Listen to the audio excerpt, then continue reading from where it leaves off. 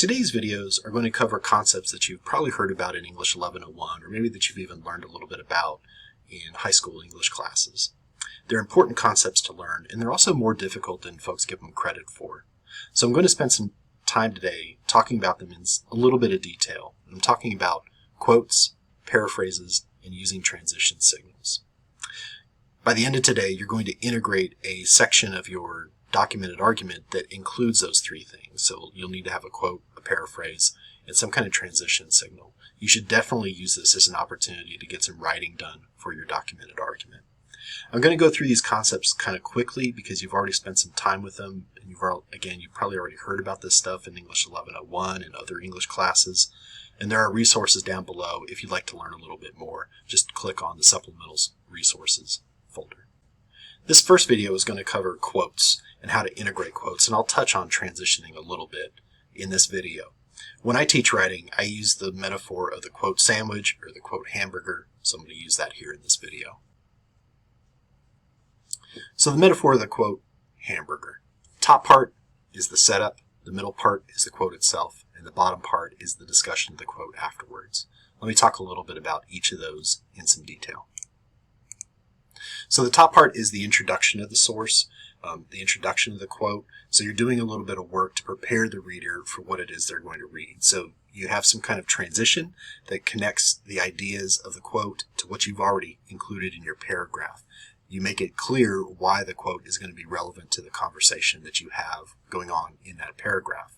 Again, it's a reason why you would not want to begin a paragraph with a quote, because you haven't set it up. You need to prepare the reader for that information. You introduce the source. So particularly if it's a new source, somebody that you have not quoted yet in your paper, if it's the first time that we're meeting this research, this article that you're going to quote, then you need to do a little bit of work kind of introducing that source to us. Tell us who wrote it. Why are they credible? Why are they folks that we should pay attention to? Why is that data that you're citing something that we should trust? And then you tag the writer, and that means something like he says, she writes, they argue, that kind of tag to let us know that somebody else is going to be speaking. So that's the top part of the quote hamburger.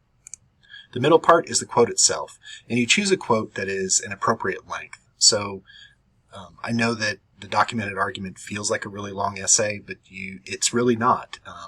You're going to write longer things in college, and having a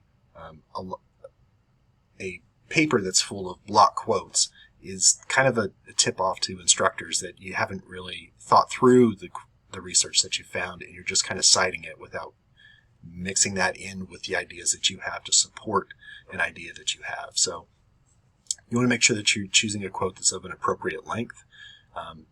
You just choose what is directly relates to your ideas that you're trying to get across. So if you're providing an example and the quote is going to help you support something that you're saying, and it's an example of something that you're trying to say, you choose what in that quote is the example, and you cut out everything else that isn't really needed.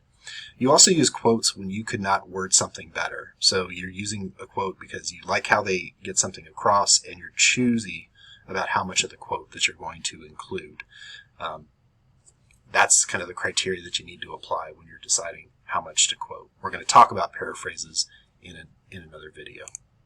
The bottom part is you discuss the quote, and sometimes folks leave this off and they run off and they have another quote, and you're just kind of connecting quotes together, and your ideas get lost. Your ideas really matter. So if you have a bunch of quotes and you're burying your reader in quotes in somebody else's ideas, and we don't understand where you're going, it's going to be really hard for a reader to kind of understand how to make sense of all this quoted material.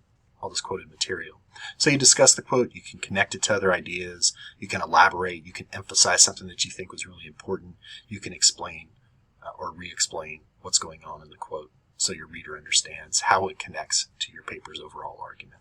Let's see how this quote sandwich idea, this quote hamburger idea, plays out in a sample documented argument.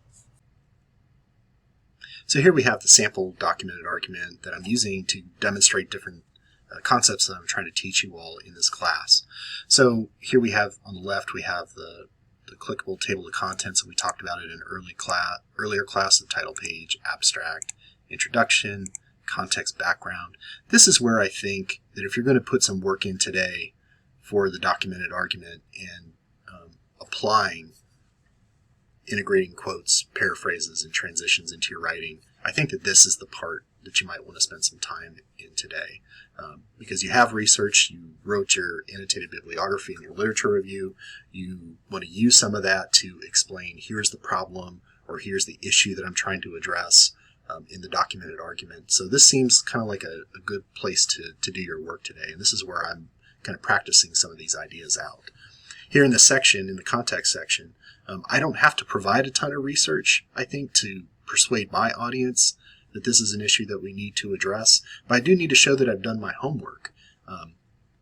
If I just kind of say, here's how we're going to solve this problem, and I don't show that I understand the problem, I'm not going to be trusted all that much, at least not for the audience that I'm trying to persuade. So it'd be folks here at Shawnee State University about creating this support community for folks that are impacted by addiction here on campus. So we would have this subheading here that's in my context background section, research about addiction in rural communities. I found some research about that's specifically about how addiction impacts rural communities.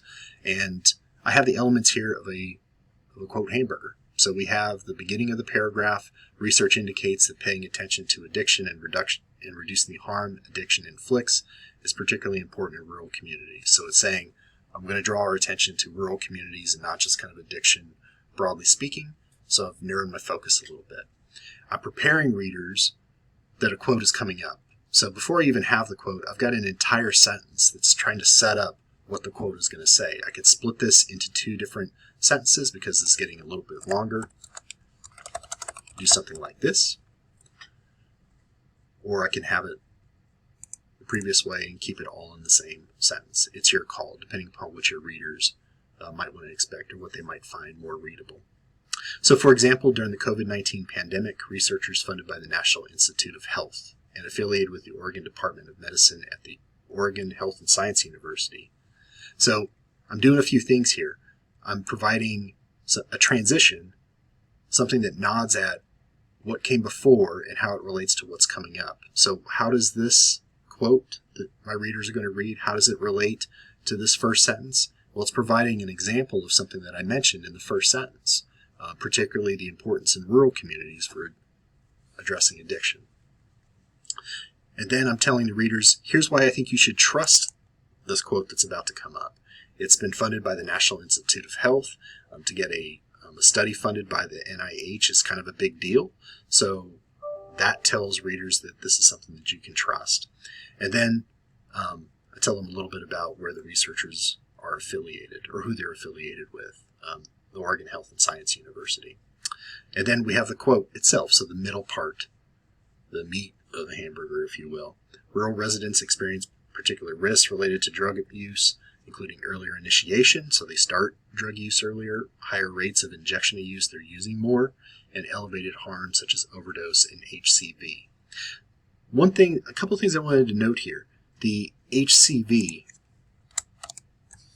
I didn't understand what that meant as I read the article. So I had, in this hepatitis C, that's what that refers to. This, what is in brackets, is not actually in the article. When you put things in brackets inside of a quote, it tells your reader, I'm going to insert a note that kind of clarifies what's going on here. And you do this kind of sparingly. You don't do it very often. But if you have a quote that has some jargon or it has a technical term and you want to clarify it really quickly for your readers, this is something very helpful that you can do. HCV, it just means hepatitis C. So I included that there in brackets. We then have the APA citation that comes afterwards. We have more than 3 or 4 authors, so it's an et al. That means and others in Latin. And then we have the year that comes afterwards. Something else you could do if you do not want to include this at the end of a sentence, you could do something like this.